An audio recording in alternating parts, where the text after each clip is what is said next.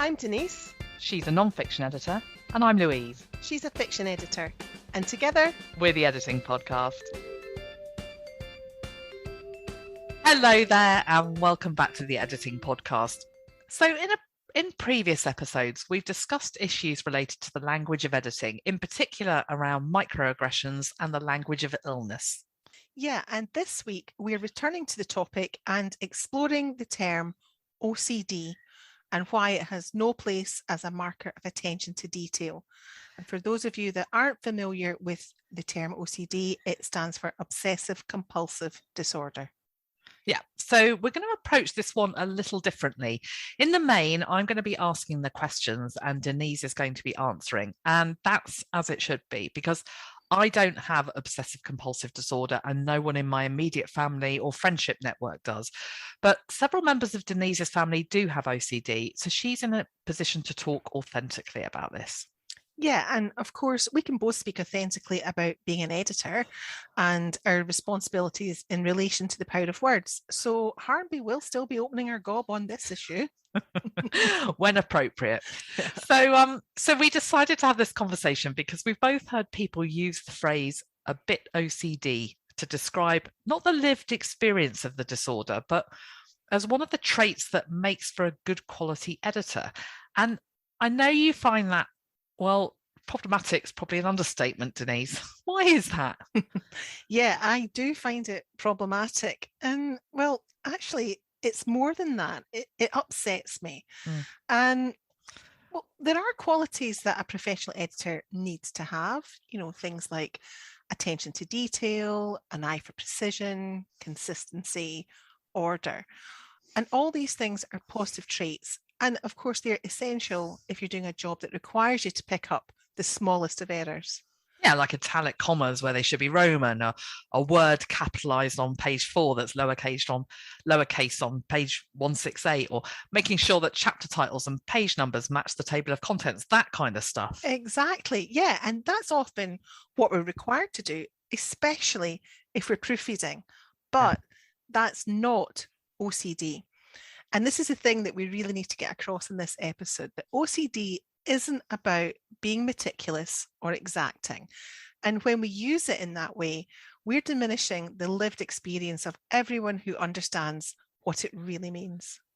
So we are going to talk about the editorial aspects of this, but I do want to put that aside for the moment and get to the nitty-gritty of what that lived experience might look like, Denise, because I think that some people will say they're a bit OCD or something similar. And it's not that they mean to offend or hurt, but that they actually don't know what OCD is and how it affects people. So can you shed some light on it? Yeah, I mean, definitely that can be the case. And those people are far less likely to make a throwaway, inappropriate comment once they do have a better understanding of what's involved. So the first thing I want to make clear is that I am not a medical professional and I'm coming at this from the experience of people that I care about. Okay, I hear that. And I imagine that different people experience OCD in different ways. It's a continuum, like so many things, yeah? Yeah, absolutely.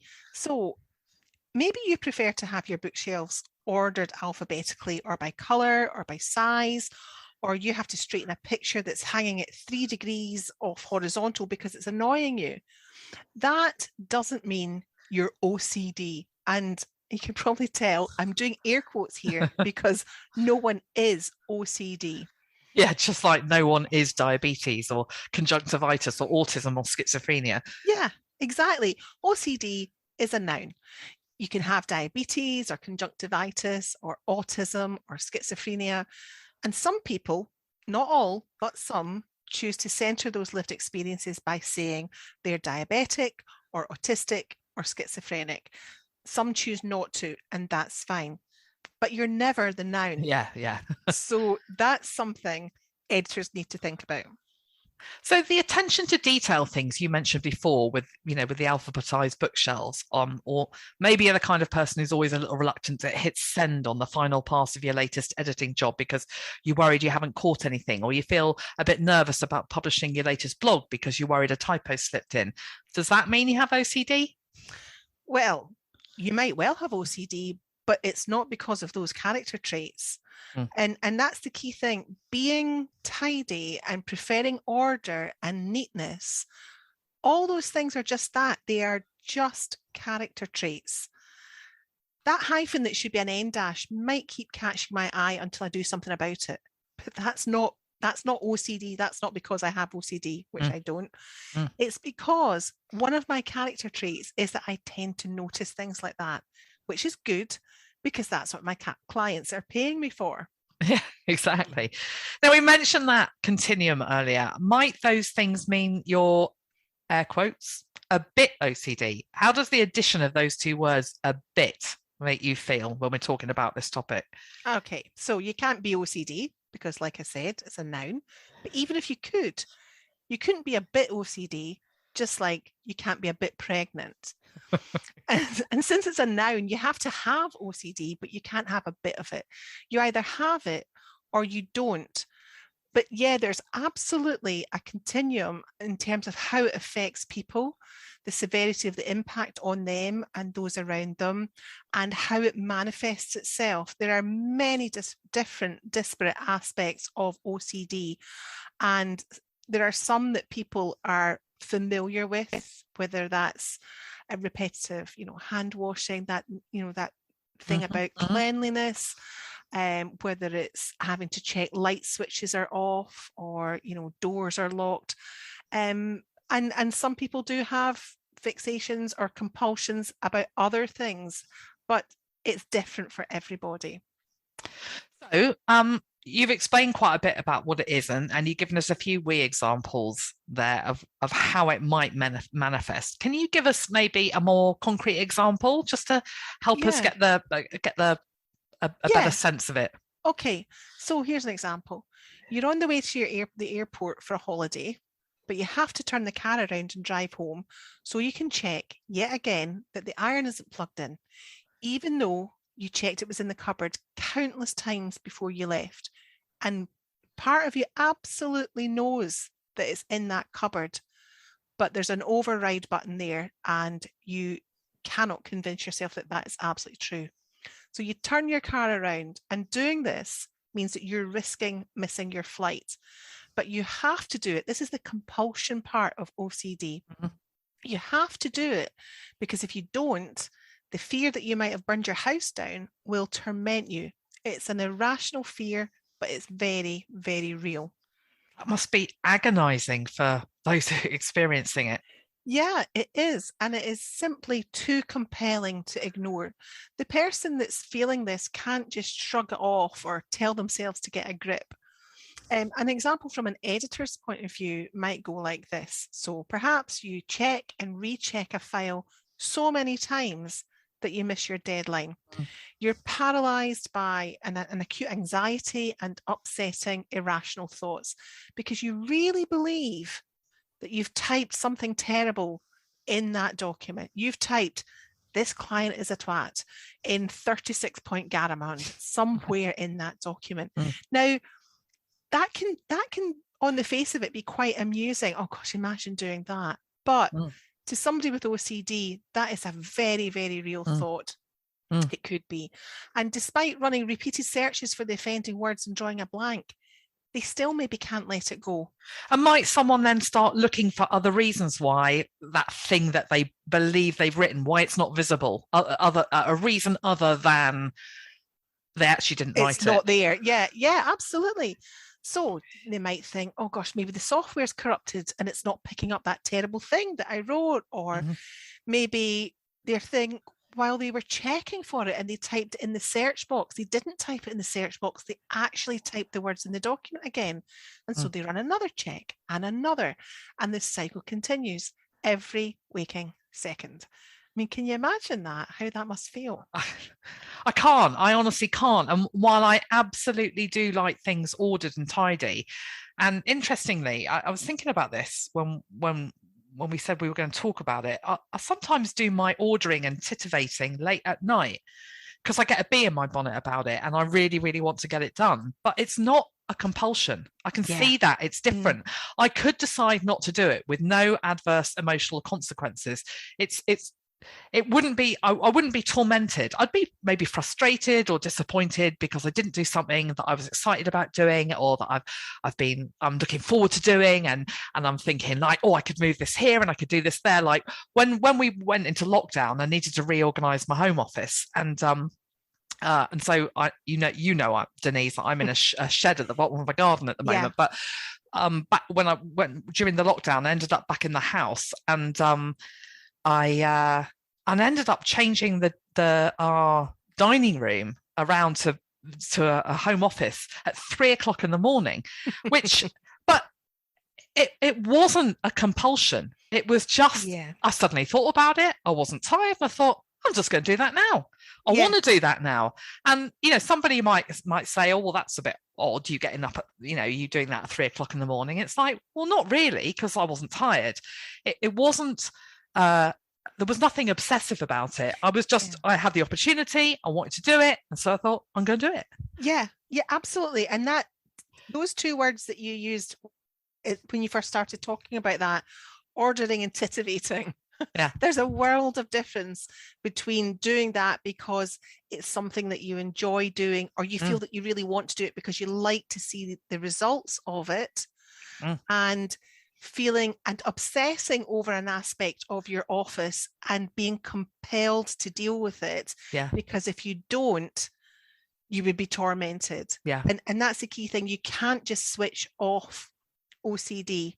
You have these obsessive thoughts, and the compulsions are what help you to deal with the obsessive thoughts. And interestingly, something you were talking there, I was thinking, when I did that thing with my office, that was a really positive thing for me to do. I was my thinking about it was driven by positivity rather than the negative consequences that would come about if I was not able to do it.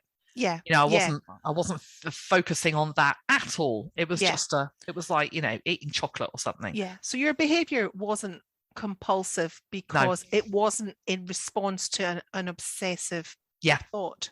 And that's the other thing. If you had been interrupted, if Johnny had said, come down at 2:00 in the morning and said, this is ridiculous, Louise, get back to bed or whatever, you could have done, you might have been a bit pissed off with him, but you could have done it, but you can't, and you could have gone to bed and thought, well, I'll just do that tomorrow.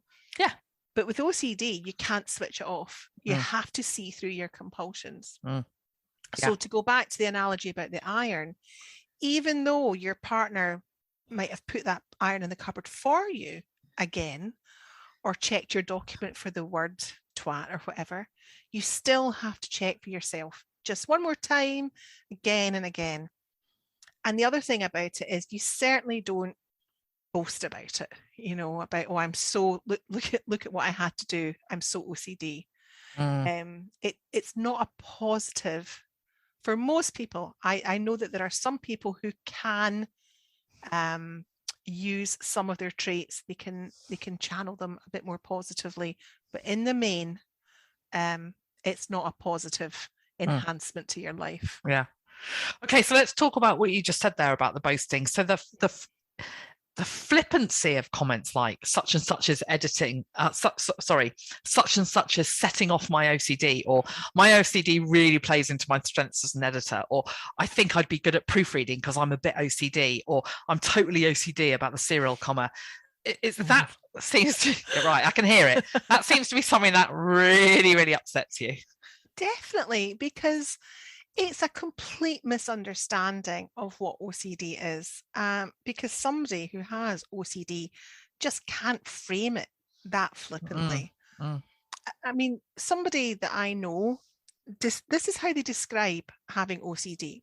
They say it's having relentless compulsions that are driven by panic or terror, being forced to endure irrational and unwanted thoughts, debilitating anguish, and a mental torment, which they actually want to hide from others, not talk about it. And that's the key thing. He says hide, and that's very common. He calls those thoughts lobsters because they scuttle around in his mind uninvited and undeterred. And has he found coping or management mechanisms or strategies? Well, yes. It's taken many years of cognitive behavioral therapy and medication, antidepressants, and acceptance that, it's those lobsters are part of him. And I think that can be a part that people with OCD can really struggle with, is accepting that this is what they have. And now, on good days, the CBT, the medication, the mindset work, it all helps. But there are bad days where he simply can't function at all. And of course, he's not alone. There are tens of thousands of people with this, and there are people within our professional community who feel like that. They might even be listening today, and it brings enormous challenges with it. There's anxiety, there's fear, there's difficulty meeting deadlines, and potentially poor productivity. And the thing is, the authors, editors, others in the publishing world are living with this illness. And when those who aren't decide to frame it flippantly, and they talk about these OCD tests they've done online, or, I had to, if I don't line up my shoes, it just really flips off my OCD. When people say that, it really diminishes the lived experience of those people that do have it. I mean, you could even go as far as to say it shows a contempt for it, like they're not taking it seriously, that they haven't learned the true effects of something like this. So that's an interesting point, because there will be some listeners maybe who are thinking, no harm's meant, that's just the way language works, words and phrases become sort of colloquialized, meanings changed, and so on. But then when I think about what you've just said, and the way you described what the person, the person who described his experience of having OCD is like having lobsters in his head. And I think about the conversation we've had with Crystal Shelley about microaggressions in relation to race and gender and sexual orientation, for example. That's what we're dealing with here, isn't it? I don't think it's any different. Yeah, I don't think it is either. And, I up until recently, I hadn't really thought of it as being a microaggression, but it absolutely is, because every time somebody with OCD hears somebody using it in that way, what else is it other than a microaggression? It's diminishing their lived experience. And I completely accept that most of the time harm isn't meant. And yes, people could put a case for the fact that words and phrases become colloquialized and meanings change and so on. But this is an identified, mental illness that is very prevalent in our country, well, across the world. And I think there has been some studies done that have shown that the pandemic has caused, a rise in people suffering from, various anxieties and manifestations of various obsessive and compulsive disorders. But you and I and many of our colleagues in the editorial community, we're having an ongoing conversation about who we're centering when we talk about harm. It's that whole intention versus perception discussion. Yeah, and it's so true, because as soon as you shift yourself into a space where you stop thinking about yourself and what you meant, and into a place where you start to consider how your words make others feel, it's a whole different ballgame. And that work is challenging, isn't it? It's hard, painful even, to admit that something you said might have hurt another when that's the last thing you meant to do. And it can make you feel, I know I've had to sort of restrain myself, because I think my knee-jerk reaction, if I was to say something, like, let's say I can't remember, maybe I have in the past, maybe I've said, but let's imagine for a moment that I use the phrase that's a bit OCD, and let's say someone we know challenged me on it. I think my knee-jerk reaction would be to feel defensive. I didn't mean that. I didn't mean to hurt anybody. And so you want to defend yourself rather than it feels really uncomfortable, actually, just taking a step back and going, okay, yeah. It's hard. It's hard. I may not have meant it, but this is the effect that it had. And it is difficult to admit that, especially when it's we talk about language shifting and, what was acceptable, even 5 years ago might not be acceptable now. And having to consciously work on that sort of thing, it's not easy because it's unlearning. And like you said, it's putting yourself in the other person's shoes, basically, it's making you think about however you intended it, how was it perceived? Yeah. And none of us get a pass on doing it. Yeah. So let's try to center this in our editing practice for a moment, because when you and I are working on texts and we're thinking about helping our authors use language in a way that's conscious of or alert to the power of words, we're not trying to be prescriptive, are we? We're not saying don't use the term OCD in X, Y, or Z context because it's bad and you're wrong and we don't like it. That's not what we're doing, are we? No, absolutely not. And, I'm probably one of the least prescriptive editors there are, and I know you are too. We're definitely on the descriptive end of the spectrum there. So, but what we are doing is we're creating that alert. So in the case of a phrase like a bit OCD, we're saying this might make one of your readers feel diminished or less understood. Is that what you want to do here? Yeah, is that your intention? Yeah. And it may be that they do. That maybe that is their intention. It could be that the editor's working on a piece of fiction, say, in which the character arc explicitly involves a journey of discovery and consciousness in relation to language around obsessive compulsive disorder, and that the use of the phrase a bit OCD becomes part of that teaching. Yeah. So do you think then, Louise, that when we're talking about fiction, do you think that anything goes? Do you think that there's a broader scope for language that could diminish or offend precisely because it is fiction, that there's more scope for allowing it? I think there's scope, but not a hall pass. I want to see purpose, like, so that what I talked before about that sort of intentionality of that, that it's purposeful for that character arc. Yeah. But just like I want to see purpose in every line of a book when I'm line editing, regardless of whether the words might harm or not. I mean, even if it's just a sort of piece of dialogue about the weather, I'm thinking, is that purposeful? And if it's not, what's it doing there? And so that's why, just like you, when you're working on nonfiction, I'll query, though, rather than amend certain language choices, because you want to see where it's going, don't you? Yeah, absolutely. And that purpose, the purpose of a line, it might not be clear until several pages or several chapters later. Yeah. So I'd rather flag up a potential problem and then review it once I've completed the edit. And if I think there's still a problem, I'll offer some alternatives. So that's what I want to ask you now about, because I think it might be useful for our listeners to have a few ideas of how to reframe the term OCD when it's being used in a way that's not true to what it is, that's not true to those lobsters you mentioned earlier. Yeah, absolutely. So instead of saying someone's OCD or a bit OCD, you can try words and phrases like meticulous or thorough or rather scrupulous if the framing is positive.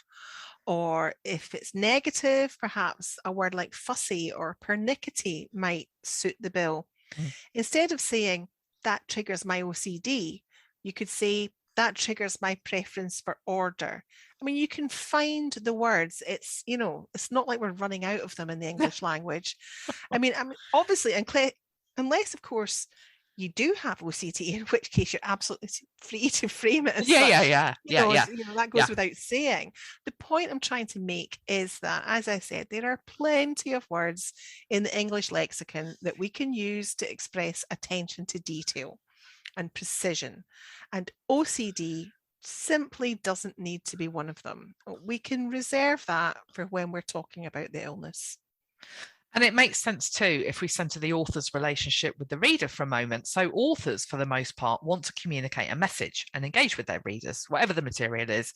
And part of being an editor for me, and I think for you, means ensuring readers aren't distracted, that they're focused on the words. And every reader who ends up being thrown out of the words because the meaning has been conflated is potentially someone who stops reading, who stops engaging, who loses faith in the message and any future message. No one wins in that situation, which sort of comes back to that thing, is that it's not about being prescriptive. It's about helping your author not disengage a single one of their readers. And in this case, a reader who has OCD. Absolutely. And again, I think we really need to emphasize this. It's not about cancelling or prescribing which words must, should, always be used or not used. It's simply about being mindful, about looking outwards, about acknowledging that not everyone's like us and that words have power. And when we decide to curb our own use of these sorts of phrases, we're broadening our opportunity to be listened to. And we're helping our clients do the same when we're editing for them. We are indeed. Denise, thank you for sharing what I know is such a personal topic for you. I really appreciate it. These language episodes are always so enriching for me, both personally and professionally. They really are. Oh, me too. And you're so welcome. So that's a wrap for this episode. Thank you so much for listening to us again. If you'd like to help support the Editing Podcast, you can join our Patreon community for as little as £3 a month. We'd love to have you on board. So if you're interested, hop over to patreon.com/editing podcast. We'll pop a link in the show notes for you. In the meantime, she's been Denise. And she's been Louise. Join us again next time. Bye. Bye.